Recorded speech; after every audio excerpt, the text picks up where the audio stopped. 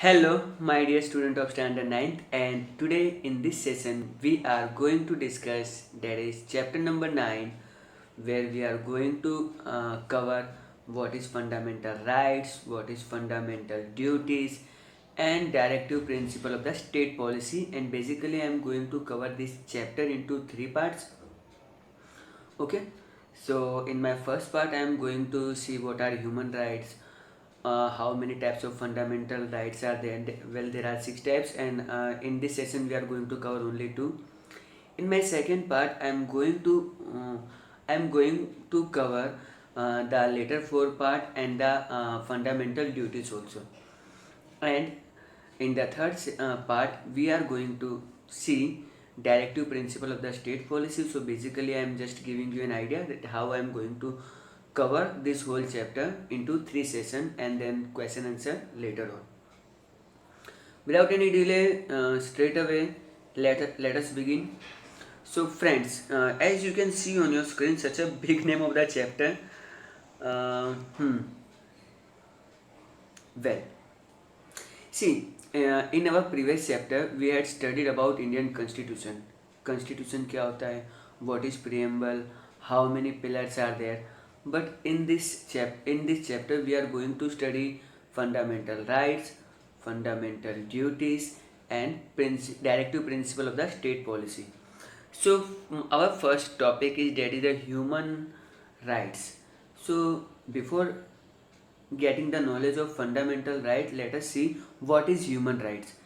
See friends, we are born as a human and हम लोगों की एक डिग्निटी होती है एंड हमको एक आत्मसम्मान भरी ज़िंदगी मिलनी चाहिए. हमको जैसे जीने के लिए हवा मिलनी चाहिए, वो साफ़ होनी चाहिए. ओके, पीने का जो पानी वो साफ़ मिलना चाहिए. एज ए हमारी कोई बेइज्जती ना करे, हमको कोई गुलाम ना बनाए, यानी एक इंसान एक आदर्श ज़िंदगी जो जीनी चाहिए ना, ये सब कुछ ह्यूमन राइट्स में कवर होता है. ओके, तो उसके बेसिक एग्जिस्टेंस के लिए जो होता है उसको एक प्रॉपर एनवायरनमेंट प्रोवाइड करना एंड ऑल डेट, ताकि वो अच्छे से ग्रो करे. सी, अगर सब बच्चों को पढ़ने का मौका मिलेगा तो सबको आगे बढ़ने का भी मौका मिलता है ना. That is why human rights are introduce.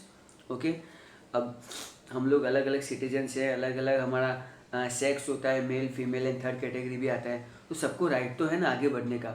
सबको पढ़ाई का भी राइट है. ओके, चाहे वो किसी भी कास्ट का हो, किसी भी नेशन का भी हो. सो हर इंसान जन्म से उसको कुछ राइट्स मिल जाते हैं. जैसे हम लोग होते हैं कि हम लोग जैसे पैदा होते हैं तो हमारे फादर्स की प्रॉपर्टी पे हमारा राइट हो जाता है, something like that. Okay, and जो इंसान को बाय बर्थ उसको जो राइट मिलते हैं, उस राइट्स को हम लोग ह्यूमन राइट्स कहेंगे. पर ये ह्यूमन राइट्स लाया कौन? वेल, ये ह्यूमन राइट्स लाने वाला था यूनाइटेड नेशन. ओके, एंड उसने ये ह्यूमन राइट्स जो फर्स्ट टाइम जब डिक्लेयर किए थे, उस दिन डेट थी 10 दिसंबर 1948. एंड तब से हर साल every year we are celebrating 10 December as the human rights day. Okay, तब से ये परंपरा चली आ रही है और हम लोग ह्यूमन राइट्स डे सेलिब्रेट भी कर रहे हैं. ओके, अब यूएन कुछ कर रहा है तो इंडिया क्यों चुप बैठेगा? तो इंडिया ने भी सेम पॉइंट्स को कॉपी किया एंड उस ह्यूमन राइट्स को हमने फंडामेंटल राइट्स बना दिया. ओके, सो यूनाइटेड नेशन ने ह्यूमन राइट्स डिक्लेयर किया था और हमने उसको फंडामेंटल राइट्स बना दिया. ओके, देखो यहाँ पे आप मेरे इमेज के नीचे वाला पैराग्राफ और उसका लास्ट सेंटेंस देखो. Thus, those human rights which are included by the Constitution of India are known as fundamental rights. अच्छा, अब ये ह्यूमन राइट्स क्या क्या मतलब प्रोक्लेम करता है? वेल, ये प्रोक्लेम करता है कि हमको जो हमारी जो लाइफ है एक डिग्निफाइड लाइफ होनी चाहिए. ओके, जिससे हमको सारी बेसिक चीज़ें मिलनी चाहिए. फूड हो गया, क्लोथ्स हो गया, शेल्टर यानी हमारा हाउस रहने का हो गया, एजुकेशन एंड हेल्थ. ओके, ताकि एक इंसान एक रिस्पेक्टेबल ज़िंदगी जी पाए. डेमोक्रेटिक कंट्री में सिटीजन्स को नॉर्मली ये सारे राइट्स मिल ही जाते हैं ऑटोमेटिकली. तो फंडामेंटल राइट्स एक तरह से डेमोक्रेटिक सिस्टम को अच्छे से डिफाइन करता है. किसी भी डेमोक्रेटिक कंट्री में फंडामेंटल राइट्स हो या ह्यूमन राइट्स है, उसको अच्छे से फॉलो किया ही जाता है. Okay, so this are the 3 small paragraph. अगर आपको एग्जाम में शॉर्ट नोट आता है on human rights, of course 3 to 5 marks आ सकता है, तो आप लोगों को इतना शो ऑफ करना है। ओके, करना ही पड़ेगा, आफ्टर ऑल एग्जाम में मार्क्स लेने कि नहीं लेने। So now human rights are covered. Now the first most important part of the chapter, that is the fundamental rights. And मैं थोड़ा सा इसको जूम कर देता हूँ। यस, सी, नेशंस की स्टेबिलिटी के लिए सिटीजन्स को हमको ज़्यादा राइट्स देने पड़ते हैं। ओके, एंड ये राइट्स होते हैं fundamental rights. Well, there are total 6 types of fundamental rights, जिसमें हम लोग in this session we are going to cover only first 2। Well, it's a big fundamental rights. ये भी एग्जाम में as a short note, right to equality, fundamental rights के बारे में आपको शॉर्ट नोट आ सकता है 3 to 5 मार्क्स, डिपेंडिंग करता है आपको कितने, फिर आपको थोड़ा लेंथ एडजस्ट करना पड़ेगा। एंड राइट टू फ्रीडम भी again it's a important question of this chapter. Third, right against exploitation. Fourth, right to freedom of religion. Fifth, cultural and education right. And sixth number, right to constitutional remedy, we are going to discuss in our next session. But in this session, let us discuss the right to equality. See, इसमें जो word है equality, वो क्या show करता है कि सबको equally हम लोग ट्रीट करेंगे। हमारे कंट्री में एक कहावत है, इक्वलिटी बिफोर लॉ, जो यहाँ पे पहले आपको देखने को मिल रही है। इसका मतलब क्या है कि कानून सबके लिए एक समान है, it is equal for all. And ये हमारा फंडामेंटल राइट्स है ना। जो भी कानून बनाए जाते हैं वो सबके लिए होते हैं एंड वो इक्वल होते हैं, है ना।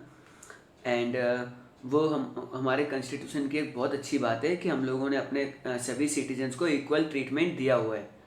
ओके, एंड अगर किसी को भी लगता है कि मेरा इक्वलिटी वाला राइट्स मुझसे छीना जा रहा है, देन डेट पर्सन वो कोर्ट में जाके केस कर सकता है, जो भी पार्टी उसका राइट टू इक्वलिटी अगर ले रही है। So according to this right, हमको कोई भी पर्सन है ना, उसको फेवरेटिज्म नहीं मिलता है। ओके, इवन प्राइम मिनिस्टर भी राइट टू इक्वलिटी में ही आते हैं, वो भी इक्वल पर्सन में आते हैं, चाहे कोई प्यून हो या कोई प्राइम मिनिस्टर हो, कानून सबके लिए बराबर होता है। इसमें ये नहीं देखा जाएगा कि आपकी स्किन का कलर क्या है, आप किस कास्ट से बिलोंग करते हो, आप किस धर्म से आते हो, आप कौन सी लैंग्वेज बोलते हो, ये सब इग्नोर है। कानून सबके लिए एक जैसा है।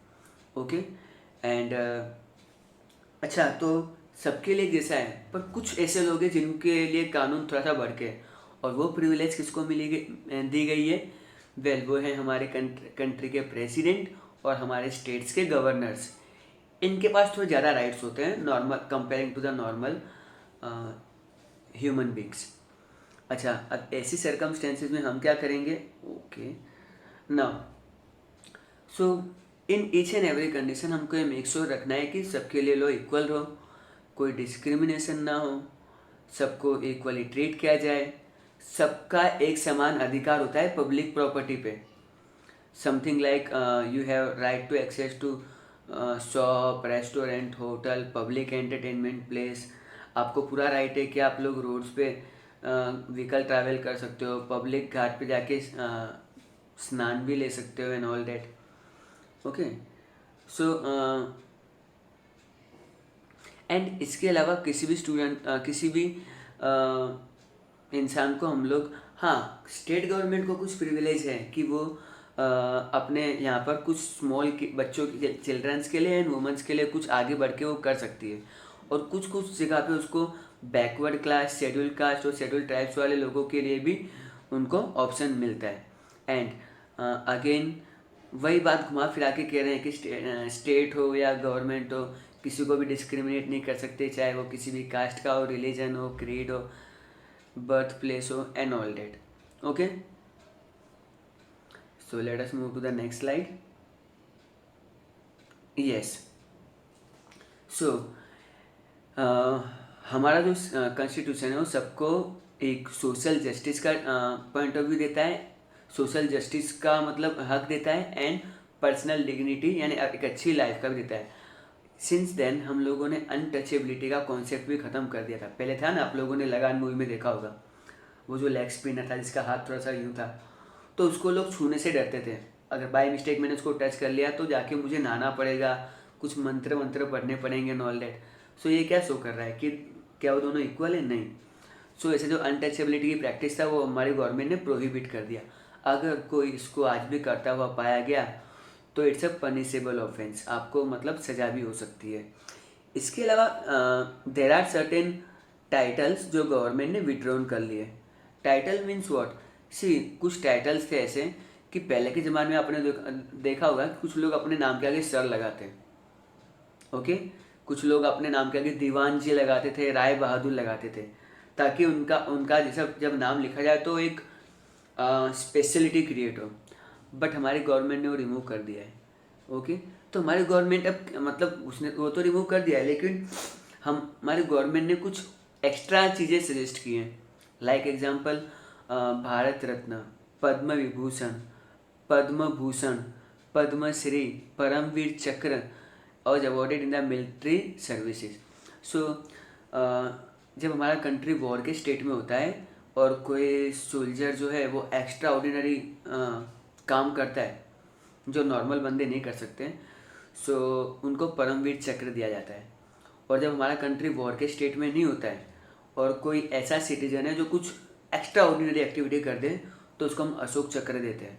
So remember, when country is in war आपको परमवीर चक्र दिया जाता है, and when country is not in state of war तो हम लोग अशोक चक्र प्रोवाइड करेंगे। अशोक चक्र समथिंग लाइक कि अगर कोई बंदा इंडिया में कोरोना वैक्सीन डेवलप कर ले, ओके, सो उसको हम लोग दे सकते हैं क्योंकि उसने पूरी ह्यूमैनिटी के लिए काम किया, नॉट ओनली इंडिया। सो ये सब टाइटल्स होते हैं, जैसे कि भारत रत्न सचिन तेंदुलकर, है ना। एंड इसके अलावा जो मिलिट्री सर्विसेज में होते हैं उनको भी ये टाइटल्स दिए जाते हैं, like general, major, chief marshal, field marshal, तो उनके नाम के आगे लगा था। तो इसको राइट टू इक्वलिटी के वायोलेशन में कंसिडर नहीं किया जाएगा। ओके, एंड हमारा यहाँ पे जो मेन एम वो क्या है? रूल ऑफ लॉ, कानून का राज होना चाहिए, सबके लिए लॉ इक्वल होना चाहिए। एंड इसके अलावा देर आर सर्टेन पीपल जिनको थोड़ा सा हम लोग भले उनका जब नाम सुनते हैं ना तो हमारे मन में ऑटोमेटिकली उनके लिए स्टेटस आ जाता है, जैसे कि एडवोकेट्स हैं, डॉक्टर्स हैं, है ना। हम लोग सोचते हैं ना कि डॉक्टर्स बहुत भगवान का दूसरा रूप होते हैं, टीचर्स जो पूरा समाज बनाते हैं। ओके, सो ये सब आता है। एंड इसके अलावा जो लास्ट में जो लाइन लिखी गई है, principle of equal pay for equal work is also a part of this article. Well, ये तो बातें सब बुक्स में अच्छी लगती हैं, बाकी रिलेटिव हम सब लोग जानते हैं कि कितना इक्वल वर्क में कितना पे मिलता है। Now we are moving to the last topic of the day, and that is the right to freedom. Well, if I talk about right to freedom, then our Indian Constitution has provided 6 type of right of freedom to our citizen. Well, let us talk each of them by one. Number 1, freedom of speech and expression. यहाँ पे हम लोग ये ध्यान रखते हैं कि हम लोगों को गवर्नमेंट के किसी भी डिसीजन का विरोध करने के लिए और किसी भी गवर्नमेंट के डिसीजन का सपोर्ट करने का राइट है। हम लोग तो फेसबुक पे भी ये शो करते हैं, ओके, सो एक्सप्रेशन है, पर इसका मतलब ये नहीं कि हम लोग अपनी लिमिट क्रॉस करें, बैड वर्ड्स यूज़ करें। ओके, फिर सेकंड है to access peaceful without arms. ये मैं आपको थोड़ा सा इंटरेस्टिंग वे में समझाता हूँ। सपोज करो आपके पड़ोस में आमने सामने 2 घरों में फाइटिंग हो गई। पहले मतलब ये था कि भाई तुम लोग कचरा क्यों फेंकते हो, ये वो कहाँ सुनी हो रही है, फिर गाली गलौज से बात आ जाती है, एंड देन वो लोग अपने अपने बैट और स्टंप लेके आते हैं। पर एटलीस्ट वो लोग जब लड़ेंगे तो फिजिकल इंजरी होगी, ज़्यादा इंजरी नहीं होगी। बट इमेजिन करो वो बंदूक लेके आया, तो वो भी तो बंदूक लेके आएगा और सीधा केस ख़त्म। सो इंडियन गवर्नमेंट ने इस चीज़ का ध्यान रखा है कि यहाँ पे कोई भी इंसान मतलब फ्री में हम लोग वेपन्स नहीं बांटेंगे। If you require weapons then you have to take licence from the government, and government एक बहुत ही स्ट्रिक्ट टेस्ट फॉलो करती है, एंड देन एंड ओनली आपको वो गन मिलती है। उसमें आपका मेंटल कंडीशन, आपको मतलब अलग अलग सिनारियोस बताए जाते हैं कि आपको कब ये वेपन यूज़ करना है और कब नहीं करना है। अगर आप लोगों ने गलती से वेपन रखा हुआ है, आपके पास लाइसेंस नहीं है, देन संजय दत्त का केस आप लोग देख लेना यूट्यूब पे, ओके, कि AK-47 उसके घर से मिली थी। AK-47 तो गवर्नमेंट देती भी नहीं है लाइसेंस वालों को। सो वॉट एवर, पूरी मूवी भी बनाई है उस पर, सो हम लोग ज़्यादा उसको खींचेंगे नहीं। And point number 3, to form an association and union.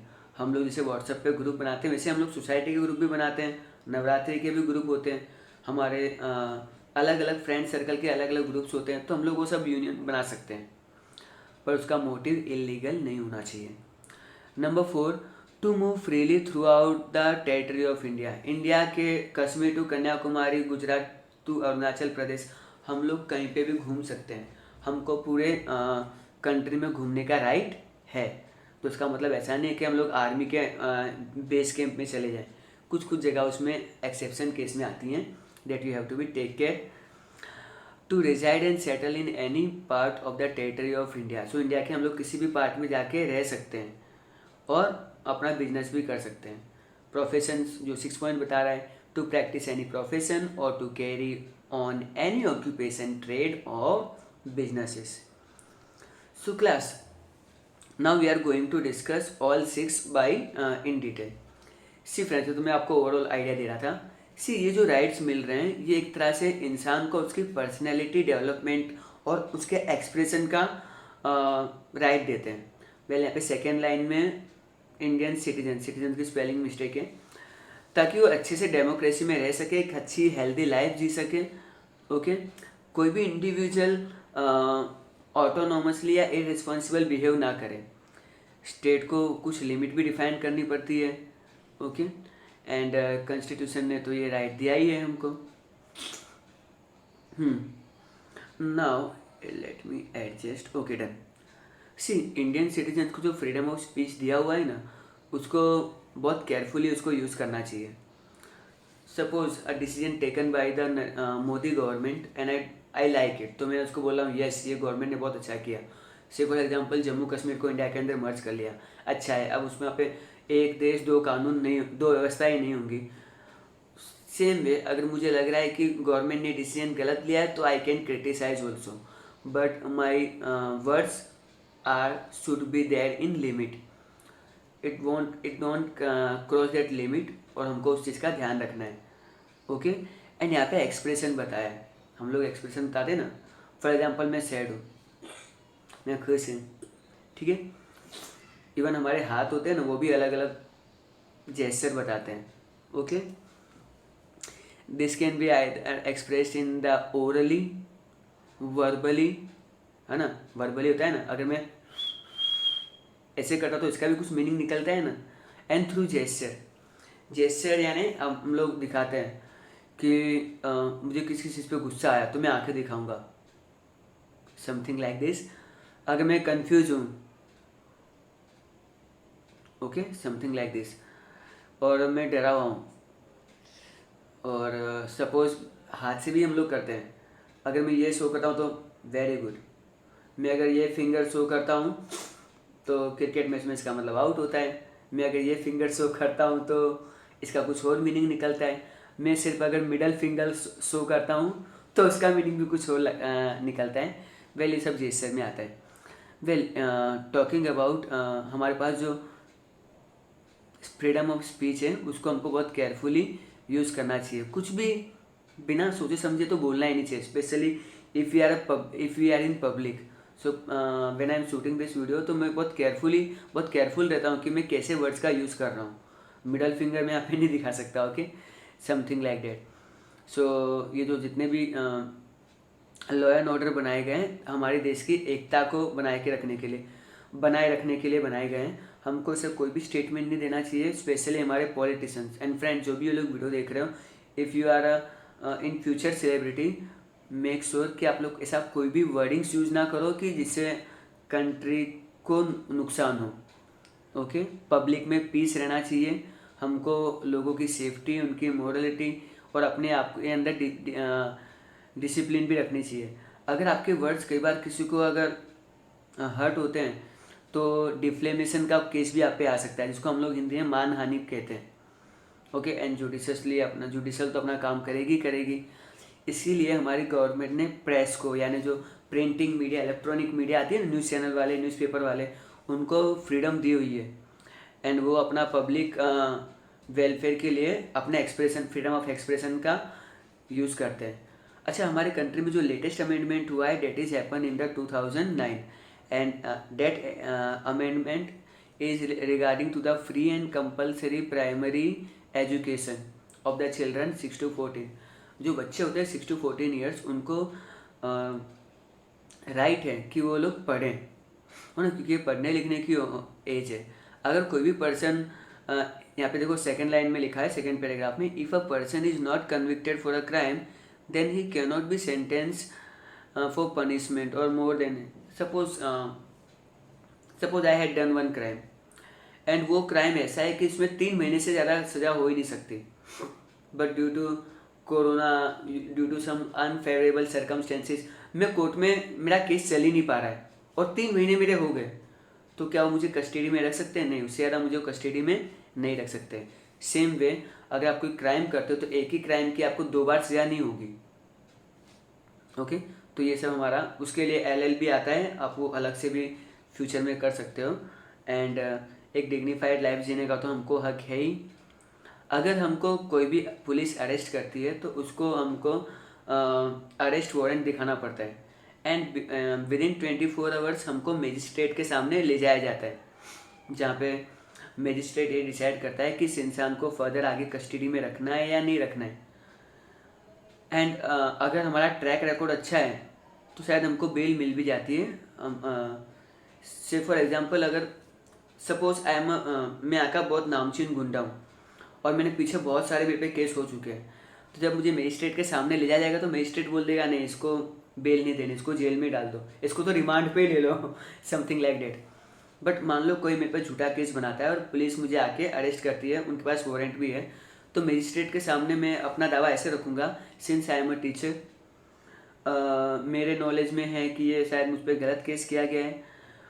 Police को हमेशा मैं सपोर्टिव रहूँगा, जब भी उनको मेरी ज़रूरत पड़ेगी, I will be available for you in the police station at any point of time when they required me. So, और I am a responsible citizen, I am paying my taxes, I am following the rules. मेरा account check कर लोगे तो मैंने कभी कोई crime भी नहीं किया है और ये मुझ पर झूठे आरोप लगाए जा रहे हैं। तो इन डेट केस मजिस्ट्रेट सोचेगा कि हाँ बंदा ऑनेस्ट है, तो उसको बेल दे देते हैं। ओके, होपफुली कभी पुलिस स्टेशन ना ही जाना पड़े। एंड एक और चीज़ आती है, डेट इज़ कॉल्ड द, मुझे कस्टडी में 24 आवर्स के अंदर, फिर बाद में मुझे फ्री कर दिया जाएगा। एंड यस, नाउ एक और वर्ड आता है हमारा, प्रिवेंटिव डिटेंशन। सी, कई बार क्या होता है कि स्टेट गवर्नमेंट को पता होता है कि आगे हम लोग एक डिसीजन लेने जा रहे हैं, एक नया कानून बनाने जा रहे हैं, और इस कानून को बनाने में ये कुछ लोग हैं, जैसे कि 1 2 3 4 लोग हैं, ये बाद में स्टेट का माहौल ख़राब करेंगे और उनकी वजह से क्या होगा, स्टेट की लॉ एंड ऑर्डर डिस्टर्ब हो जाएगी। इससे पहले कि वो क्राइम कुछ कर पाएँ और उनको लग रहा है कि क्राइम हो सकता है, तो वो उनको पहले से ही अपनी कस्टडी में रख लेते हैं। मैं एग्जांपल दूंगा, इससे समथिंग कॉन्ट्रावर्शियल एंड बहुत लोग इसे एग्री भी नहीं करेंगे। 5 अगस्त 2019 जब इंडियन गवर्नमेंट ने डिसाइड किया कि कश्मीर को हम लोग इंडिया के अंदर मर्ज, मतलब इंडिया का ही पार्ट था बट उसमें से वो सेक्शन हटा लेते हैं, तो उनको पता था कि उमर अब्दुल्ला एंड महबूबा मुफ्ती ये कुछ लोग हैं जो माहौल ख़राब कर सकते हैं। तो पुलिस ने क्या किया, उनको अपनी कस्टडी में ले लिया ताकि ये लोग बाद में विरोध ना करें। एंड हाँ, ये जो कस्टडी होती है ये नॉट मोर देन 3 months, ये 3 महीने से ज़्यादा नहीं हो सकती है। एंड इसको एंड ऐसी यहाँ पे जो लास्ट 2 लाइन्स हैं वो मैं रीड कर रहा हूँ, अब जरा ध्यान देना। द डिटेंशन और order can be cancel based on the opinion of the जज ऑफ द सुप्रीम कोर्ट और the member of the advisory board. The state can decide the terms of detention. So supreme, ये जो लोग होते हैं ये supreme court में case कर सकते हैं कि गवर्नमेंट ने हमको गलत तरीके से किया है, एंड ये सुप्रीम कोर्ट डिसाइड करेगी कि क्या स्टेट गवर्नमेंट ठीक से काम कर रही है या नहीं कर रही है। So friend, by this you can get the idea कि स्टेट गवर्नमेंट के पास कितने ज़्यादा पावर्स होते हैं। ओके, आई होप ये सेशन तो सबसे ज़्यादा आपको नॉलेजेबल लगा होगा। वेल, आई न्यू इट कि ये चीज़ें थोड़ी सी टेक्निकल हैं, बट आपको ये सब पता होना चाहिए as a responsible citizen of India. Hope so you will like this session. Thank you very much, and rest of the fundamental rights we are going to discuss in our next